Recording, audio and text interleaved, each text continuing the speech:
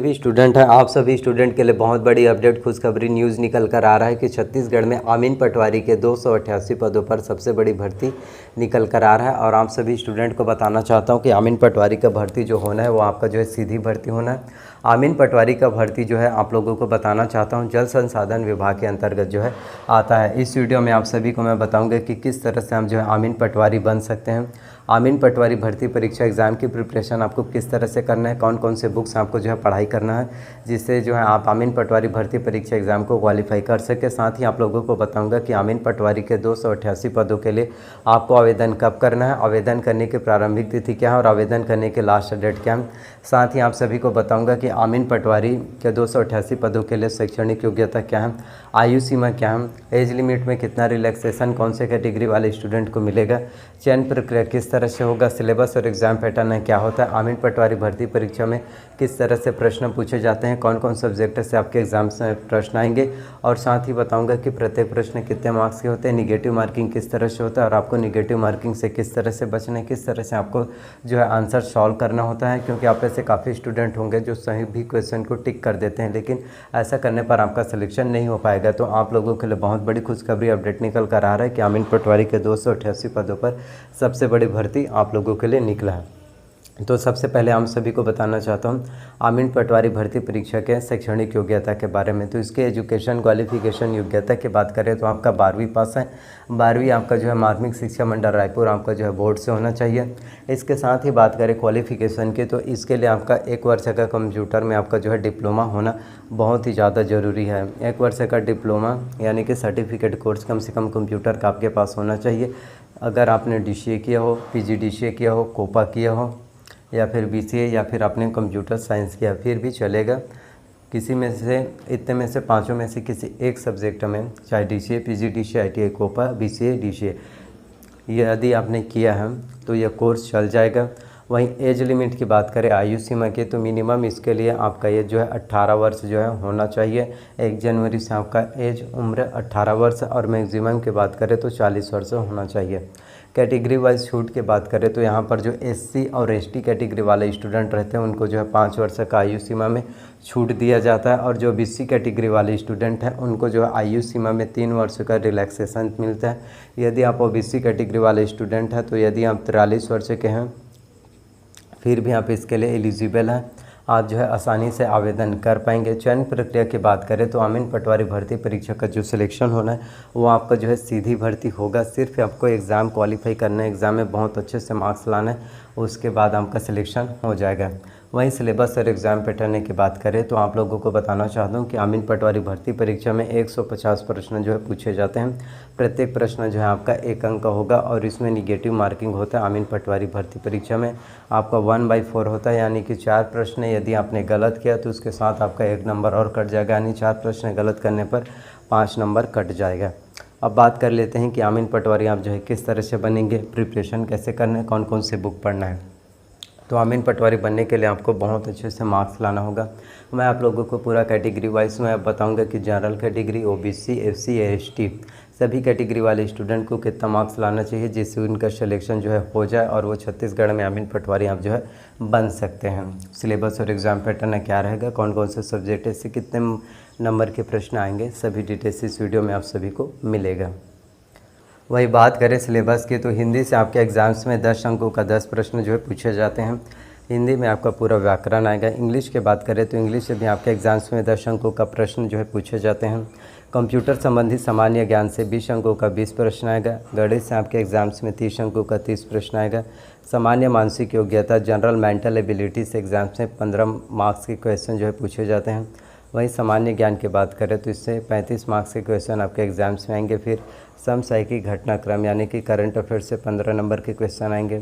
छत्तीसगढ़ की सामान्य जानकारी से 15 नंबर के क्वेश्चन पूछे जाते हैं। अब मैं आपको सभी को पूरा डिटेल्स में बताता हूँ कि ये सभी सब्जेक्ट में पूरा टॉपिक वाइज कि हिंदी में, इंग्लिश में, करंट अफेयर्स में क्या क्या आएगा। तो हिंदी की बात करें तो जो आपके एग्ज़ाम्स में 10 अंकों का 10 प्रश्न पूछे जाते हैं, इसमें हिंदी का पूरा व्याकरण आएगा जिसमें आपका स्वर, व्यंजन, वर्तनी, वचन, काल, संज्ञा, सर्वनाम, क्रिया, प्रयोग, समास, रचना एवं प्रकार, संधि की जानकारी, उपसर्ग एवं प्रत्यय, तत्सम, तद्भव, देशज, पर्यायवाची, विलोमार्थी, अनेकार्थी शब्द मुहावरे व लोकोक्तियाँ, ये सभी आपके एग्ज़ाम्स में पूछे जाएंगे। तो हिंदी की प्रिपरेशन के लिए आपको दिल्ली IAS एकेडमी का बुक लेना है और उस बुक का लिंक मैंने डिस्क्रिप्शन में दे दिया है।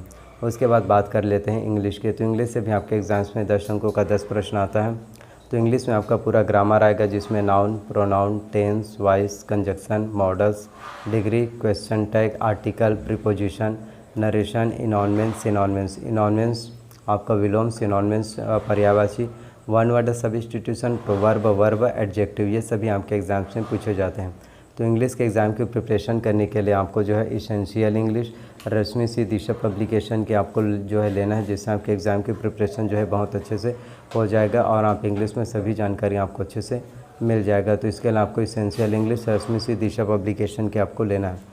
उसके बाद बात कर लेते हैं कंप्यूटर के। तो कंप्यूटर से आपके एग्ज़ाम्स में 20 अंकों का 20 प्रश्न जो है पूछे जाते हैं। तो इसमें कंप्यूटर्स की बात करें तो इसमें कंप्यूटर का परिचय, कंप्यूटर के उपयोग, कंप्यूटर की सामान्य जानकारी, कंप्यूटर के प्रमुख भाग जिसमें आपका CPU, input device, output device की जानकारी होनी चाहिए। इनपुट डिवाइस जैसे कीबोर्ड हो गया, माउस हो गया, लाइट पेन, ये सभी आपके इनपुट डिवाइस हैं। वहीं आउटपुट डिवाइस की बात करें तो इसमें प्रिंटर, प्लॉटर, स्पीकर, प्रोजेक्टर, ये सभी आपके आउटपुट डिवाइस हैं। प्रिंटर के वहीं प्रकार आपके एग्ज़ाम से आएंगे, जिसमें डॉट मैट्रिक्स प्रिंटर, डेजिबल प्रिंटर, ऑपरेटिंग सिस्टम के बारे में जिसमें MS-DOS operating system, MS-Windows operating system, वहीं MS ऑफिस में आपका MS Word, MS Excel, MS PowerPoint, MS Access की जानकारी आपके एग्ज़ाम्स में आएंगे। साथ ही आपको इंटरनेट के बारे में पता होना चाहिए, ईमेल के बारे में कि ईमेल का आविष्कार जो है कब से हुआ, सर्च इंजन के बारे में पता होना चाहिए। आप ऐसे काफ़ी स्टूडेंट होंगे जिनको सर्च इंजन के बारे में पता नहीं है। जैसे आप लोगों को बताना चाहता हूँ कि गूगल एक सर्च इंजन है, उसके बारे में बस आप लोगों को पता है गूगल है, याहू है, हॉटबॉट है, अल्टा विस्टा है, डॉक फाइल,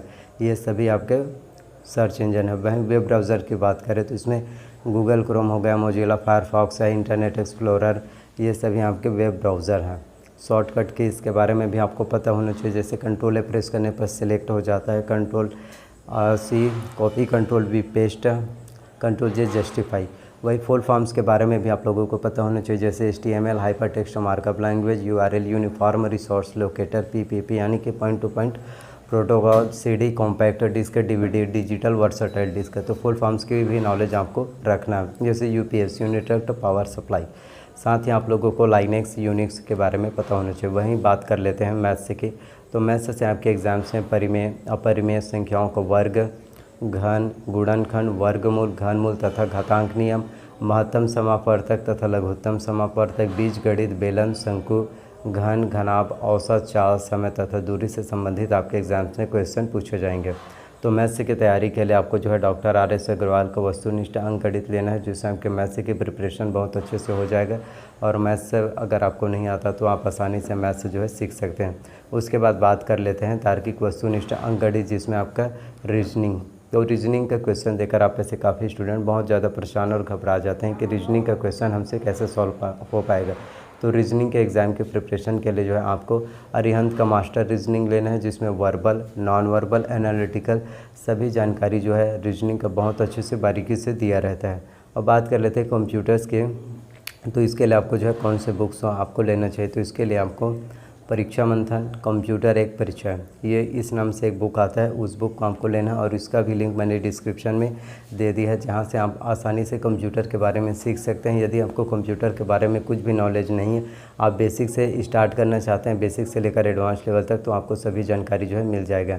उसके बाद बात कर लेते हैं सामान्य ज्ञान। तो सामान्य ज्ञान के लिए सबसे पहले तो आपको टुटेजा ट्यूटोरियल्स का सामान्य ज्ञान लेना, और साथ ही आपको टुटेजा ट्यूटोरियल्स का ही ऑब्जेक्टिव के लिए प्रतियोगिता सारांश लेना है, प्रश्न बैंक, जिसमें करीबन 5000 MCQ क्वेश्चन दिया रहता है, और वो सभी क्वेश्चन आपके एग्जाम्स के लिए काफ़ी ज़्यादा इंपॉर्टेंट होता है। तो आप जो है प्रतियोगिता सारांश टुटेजा ट्यूटोरियल्स कर लीजिए। और इसके साथ ही आपको छत्तीसगढ़ की कम्प्लीट जानकारी के लिए आपको हरिराम पटेल का कंपटीशन एकेडमी का छत्तीसगढ़ विशिष्ट अध्ययन लेना है, जिससे आपको छत्तीसगढ़ के बारे में हर एक जानकारी पूरा अप टू डेट आपको मिल जाएगा। क्योंकि छत्तीसगढ़ में आप यदि व्यापा में आमीन पटवारी भर्ती परीक्षा एग्ज़ाम को क्वालिफाई करना चाहते हैं और यदि आपको छत्तीसगढ़ की बेसिक नॉलेज भी नहीं है तो आप एग्ज़ाम क्वालिफाई नहीं कर पाएंगे। और इस बुक का जो तीनों बुक मैंने आपको बताया उसका भी लिंक डिस्क्रिप्शन में मैंने दिया। साथ ही अब बात करते हैं समसामयिक घटनाक्रम यानी कि करंट अफेयर्स के बारे में, क्योंकि करंट अफेयर्स के नॉलेज के बिना आप एग्ज़ाम क्वालिफाई नहीं कर पाएंगे। तो छत्तीसगढ़ की करंट अफेयर्स के लिए विकास परक का मासिक पत्रिका और इसके साथ ही आपको अर्जुना का करंट अफेयर्स लेना है। तो दोनों से आपके छत्तीसगढ़ की तैयारी हो जाएगा। वहीं इंडियन वर्ल्ड करंट अफेयर्स के लिए आपको प्रतियोगिता दर्पण जो मंथली मैगजीन रिलीज़ होता है वो आपको लेना है। तो इस तरह से आपके एग्ज़ाम की प्रिपरेशन बहुत अच्छे से हो जाएगा। वहीं कैटेगरी वाइज बात करें कि कितने मार्क्स वाले स्टूडेंट का सिलेक्शन होगा, तो जो जनरल कैटेगरी वाले स्टूडेंट हैं उनको 150 में करीबन 185 मार्क्स जो है लाना होगा। ओबीसी कैटेगरी की बात करें तो ओबीसी कैटेगरी वाले स्टूडेंट को 115, एससी कैटेगरी वाले स्टूडेंट को 110 और जो एसटी कैटेगरी वाले स्टूडेंट है 105। यदि आपका इतना मार्क्स आता है तो आप छत्तीसगढ़ में आमीन पटवारी जो है बन सकते हैं। तो आप लोगों को बताना चाहता हूँ कि इसके लिए आपको आवेदन कब करना है और आवेदन करने की लास्ट डेट क्या है। ये छत्तीसगढ़ में सीजी न्यू अपकमिंग वैकेंसी है। जल्द ही आमीन पटवारी भर्ती परीक्षा के संबंध में जो है ऑफिशियल नोटिफिकेशन निकल कर आएगा। तो जब भी छोटी बड़ी अपडेट कोई भी नोटिफिकेशन निकल कर आएगा तो आप सभी स्टूडेंट को मैं बता दूंगा। तो आई होप कि जितनी भी जानकारी मैंने आप सभी को दिया वो सभी जानकारी आप लोगों को पसंद आए। अगर मेरे द्वारा दी गई हुई सभी जानकारी आप लोगों को पसंद आए तो प्लीज़ वीडियो को लाइक कीजिए, चैनल को सब्सक्राइब कीजिए, साथ में बेल नोटिफिकेशन को भी ऑन करके रख लीजिए ताकि जब भी मैं वीडियो अपलोड करूँ तो उसकी जानकारी सबसे पहले आप सभी को मिल सके। तो प्लीज़ वीडियो को जितना हो सके शेयर कीजिए, अपना प्यार और सपोर्ट दिखाइए। मिलते हैं नेक्स्ट वीडियो में। So thank you.